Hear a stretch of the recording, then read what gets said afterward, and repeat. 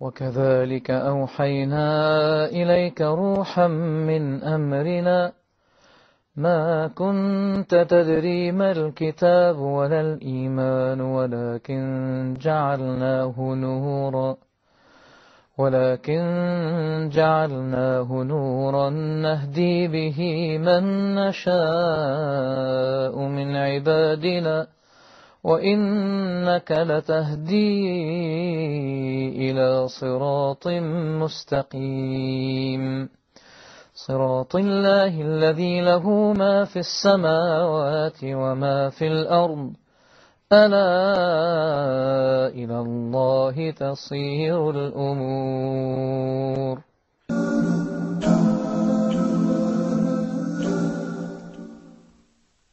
Aha! Got some more email here. You're watching the mailbox. I'm Yusuf Estes.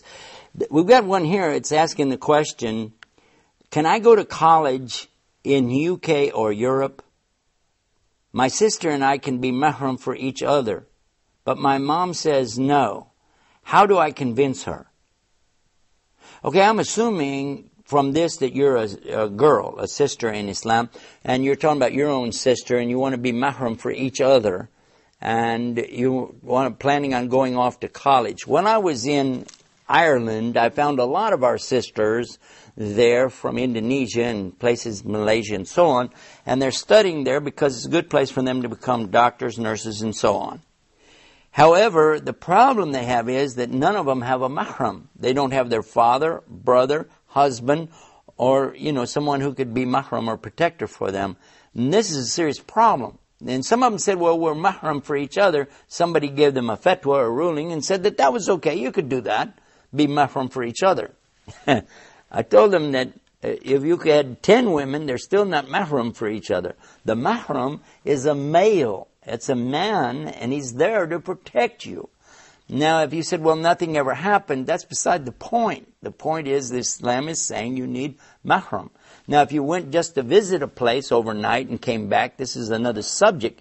But to go and stay and study for a long period of time, you don't have anybody with you to protect you. And this is why we found so many of the girls there with boyfriends, not Muslim. Some of the girls get pregnant.